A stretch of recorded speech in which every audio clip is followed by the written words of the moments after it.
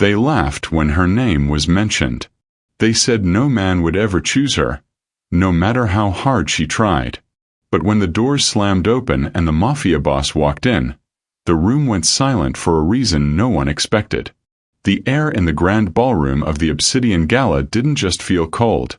It felt thin, as if the oxygen itself was being reserved for those with seven-figure bank accounts.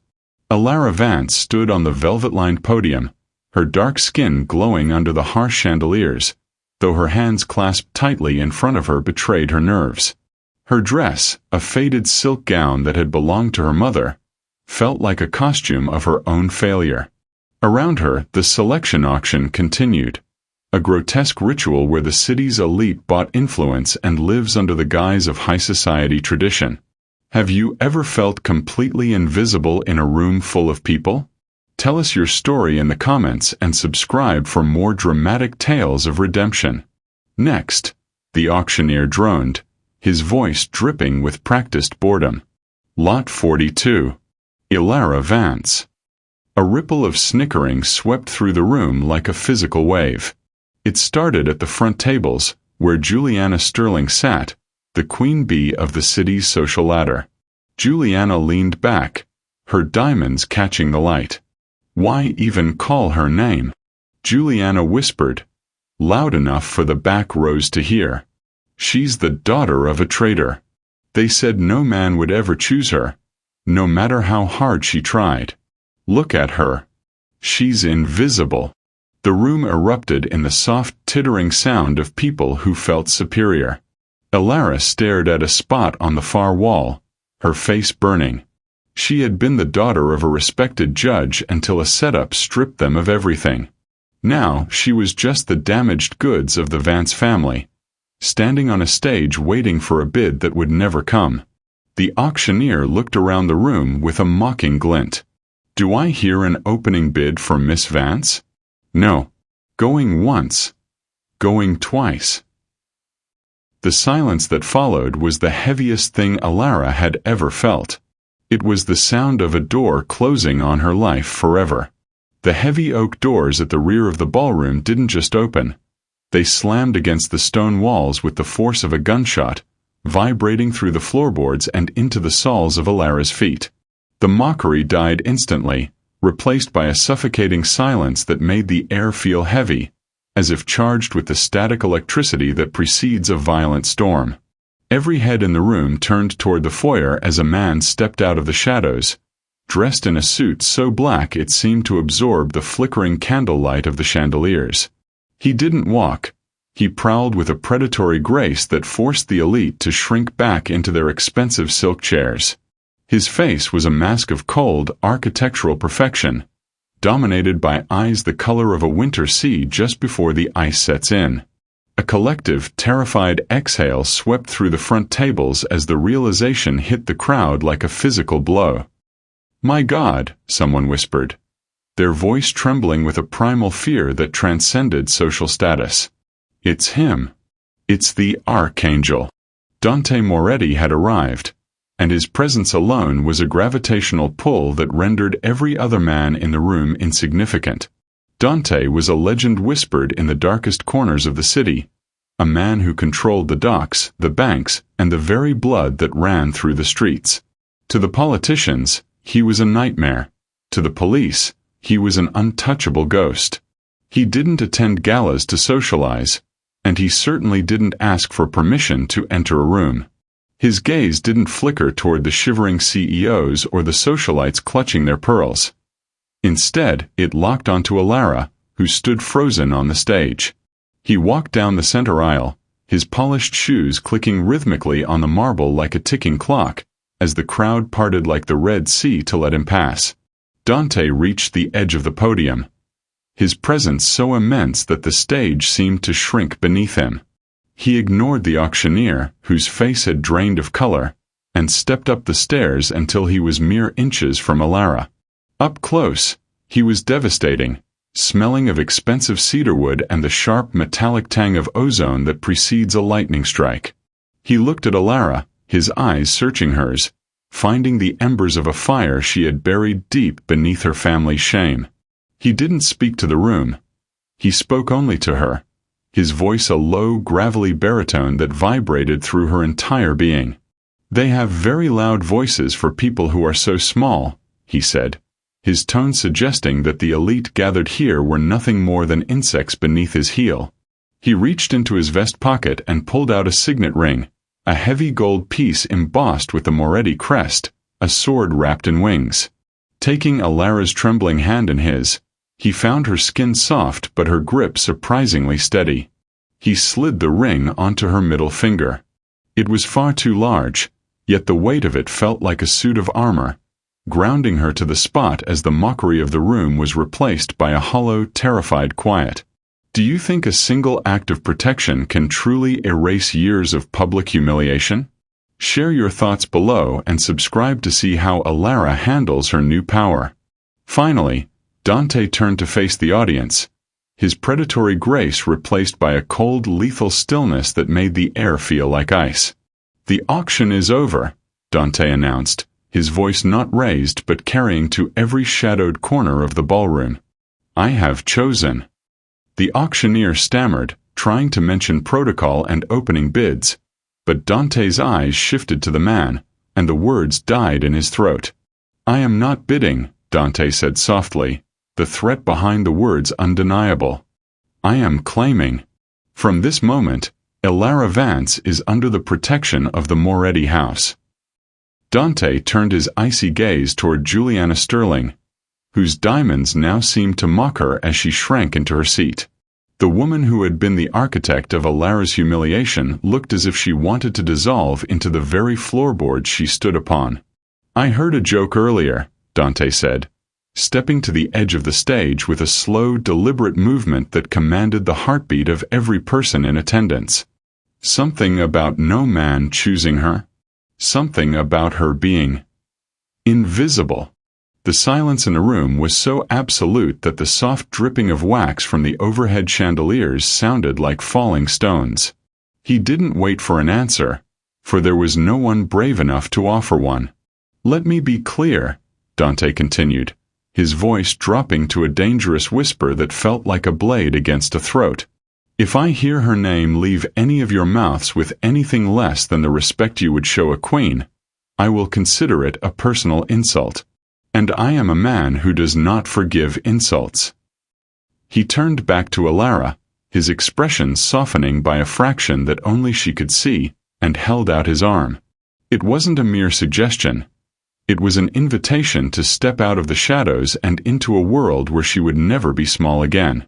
Alara looked down at the heavy gold ring on her finger, the Moretti crest catching the light, then up at the man the world called a monster.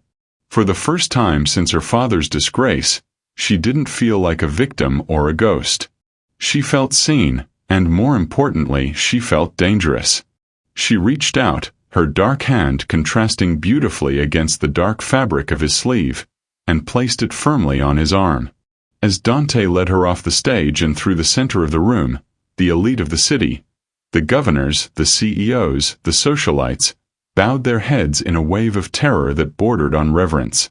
The black-tinted windows of the Cadillac Escalade swallowed the neon lights of the city as they sped away from the Obsidian Gala. Inside the plush leather interior, the silence was different than it had been in the ballroom. It was thick with unspoken questions and the scent of Dante's cedarwood cologne.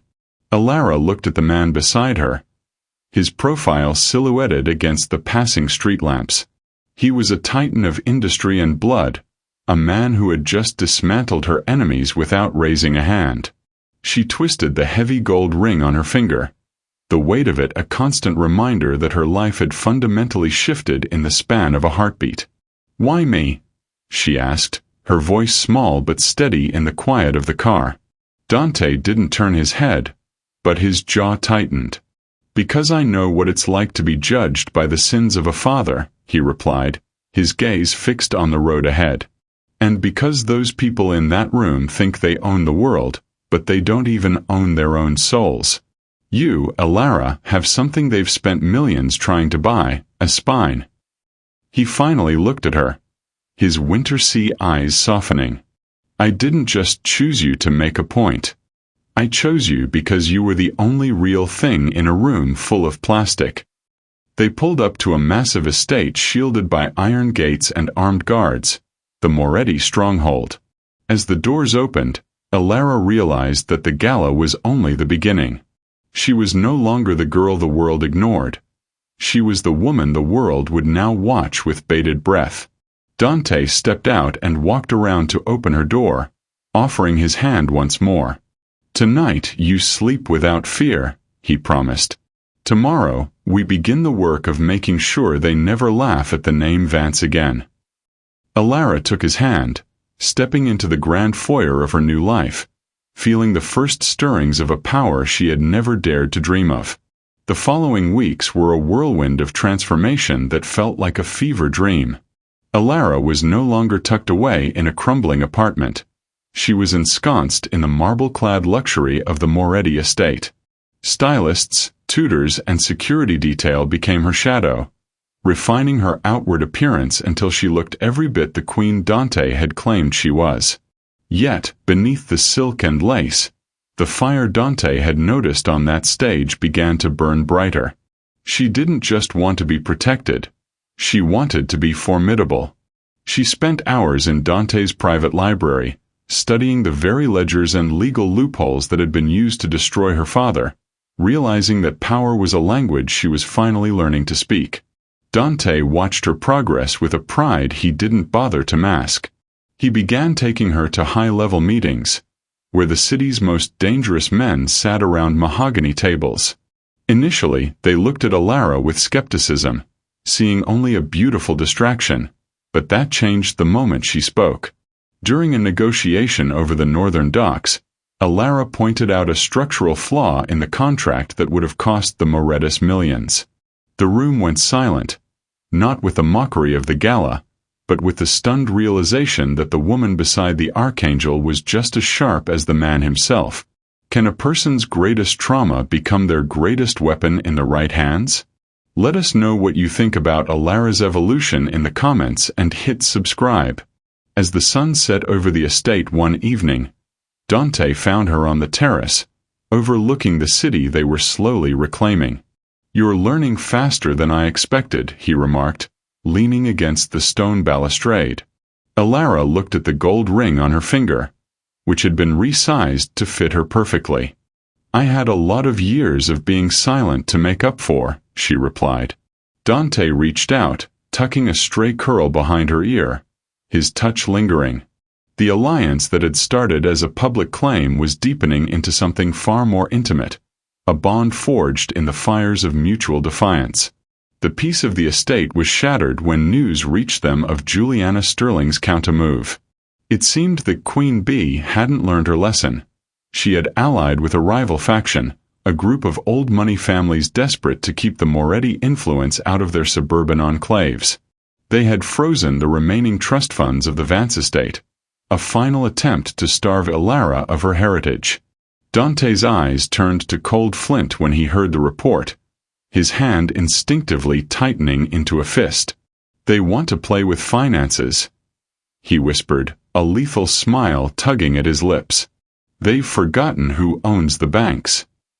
Instead of a violent retaliation, Elara suggested a surgical strike. She knew the Sterling family's darkest secret, a series of offshore accounts her father had been investigating before he was framed. With Dante's resources, she spent the night decrypting files that had been buried for a decade. By dawn, she didn't just have the proof to clear her father's name. She had enough evidence to dismantle the Sterling empire entirely. Dante watched her work, mesmerized by her brilliance. "You're not just a queen, Elara," he said softly. "You're an executioner." The power shift was palpable. The next morning, Elara walked into the very bank that had frozen her assets, flanked by Dante's most formidable guards. The manager, who had previously treated her with disdain, now bowed so low his forehead nearly touched the mahogany desk. With a single flick of her wrist, Elara presented the documents that proved the Sterlings were laundering money through the bank's private wing. "I'm not here to ask for my money back," Elara told him, her voice cool and commanding. I'm here to tell you that as of 10 minutes ago, Dante Moretti owns this building. The climax arrived not in a dark alley, but at the city's most prestigious charity fundraiser, the very event where the Sterlings usually paraded their dominance. The room was packed with the same faces that had snickered at Alara weeks prior, but the atmosphere was brittle with anxiety. When Alara walked in, she wasn't wearing a faded gown. She wore a dress of midnight velvet that hugged her curves like a second skin, her dark eyes flashing with the confidence of a woman who held the world's secrets in her palm. Beside her, Dante moved with the silent, heavy threat of a storm, his hand resting possessively on the small of her back. Juliana Sterling tried to maintain her composure, standing in the center of a dwindling circle of sycophants. "You think a new dress changes what you are, Alara?" she hissed, though her voice lacked its usual bite. Alara didn't flinch. She didn't even slow down. She stopped directly in front of Juliana and handed her a single manila envelope. "It doesn't," Alara replied, her voice ringing out in the sudden hush. "But this does. These are the warrants for your father's arrest and the seizure of every asset with the Sterling name on it. It turns out being a traitor runs in your family, not mine." The sound of sirens began to wail outside the glass-walled ballroom, cutting through the music like a jagged blade. Panic erupted among the elite as federal agents stepped through the doors Dante had prearranged to be opened. Juliana's face crumbled into a mask of pure terror as she realized her protection had evaporated the moment Dante Moretti decided it was over. Alara watched as the woman who had tormented her was led away in handcuffs, not with a look of cruelty, but with the cold, detached satisfaction of justice finally served. The aftermath of the Sterling downfall left the city's hierarchy in a state of permanent shock. The unwanted daughter had not only cleared the Vance name but had also ascended to a throne of her own making. As the dust settled, Alara stood in the grand study of the Moretti estate, looking at a framed photograph of her father in his judicial robes. The weight of the world no longer pressed down on her shoulders. Instead, she felt the lightness of a debt paid in full and a future reclaimed from the ashes of humiliation. Dante entered the room, shedding his heavy overcoat as he approached her. The lethal archangel persona had faded, replaced by the quiet warmth he reserved only for her. He stood behind her, his reflection joining hers in the window overlooking the sprawling gardens. "The city is quiet tonight," he remarked, his voice a soft rumble. "They've finally learned that silence is the only appropriate response to a Moretti-Vance alliance." Alara turned in his arms, her dark eyes reflecting the moonlight. "It wasn't just about the name, Dante. It was about being seen. Do you believe true justice requires a bit of revenge, or is living well the best comeback? Tell us your final thoughts in the comments, and subscribe to join our community of story lovers." He tilted her chin up, his gaze intense and unwavering. "You were never invisible to me, Alara. From the moment I saw you on that stage, I knew you were the only person in this city worth choosing." He leaned down, sealing their partnership and their passion with a kiss that promised a lifetime of protection and power. They had started as a scandal and a mystery, but they ended as the undisputed rulers of their own destiny. They said no man would ever choose her, but they were wrong. She had been chosen by a king, and in doing so, she had finally chosen herself. The girl who was once a ghost was now a legend, standing tall beside the man who had seen the fire in her soul when the rest of the world saw only ashes. Together, Alara and Dante stepped out onto the balcony, ready to face a dawn that finally belonged to them.